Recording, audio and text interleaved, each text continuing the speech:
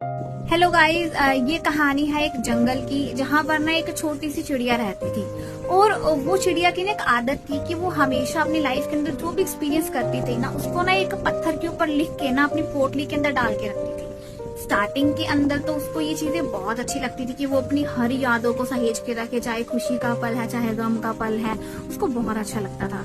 लेकिन धीरे धीरे करके ना उस पत्थर की गिनती बहुत ज्यादा बढ़ने लगती है और उसका जो पोटली का भार है वो इतना ज्यादा बढ़ जाता है ना कि वो उसको साथ में लेकर ना उड़ नहीं पाती, क्योंकि वो उस पोटली को इतना प्यार करती थी, अपनी यादों को, कि हमेशा उस पोटली को अपने पास रखती थी। हमेशा जब उड़ना होता था उसको साथ में लेके उड़ती थी।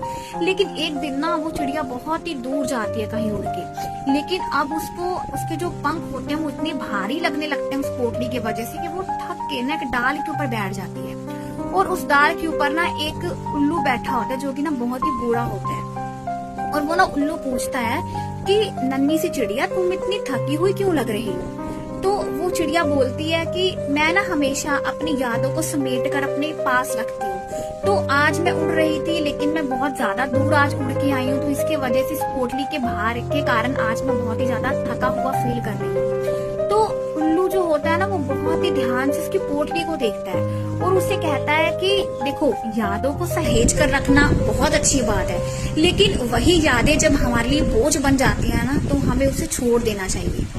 अब चिड़िया को उल्लू की बात समझ में तो आ जाती है, लेकिन वो अपनी आदत को छोड़ नहीं पाती और फिर वो दोबारा घर चली जाती है और फिर से जो भी उसके साथ होता है फिर से वो पत्थर के ऊपर लिख के उस पोटली के अंदर डालने लग जाती है। तो इससे एक दिन उसकी पोटली इतनी ज्यादा भारी हो जाती है कि जो चिड़िया है ना वो उड़ ही नहीं पाती। वो इतना जोर लगाती है लेकिन फिर भी उड़ नहीं पाती और एक दिन वो उसी पोटली के नीचे दब के मर जाती है।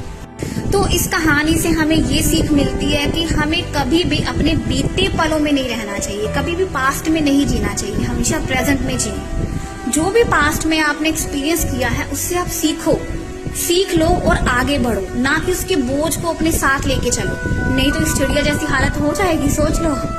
ठीक है, तो हमेशा पॉजिटिव रहें एंड प्रेजेंट में जिए। So all the very best.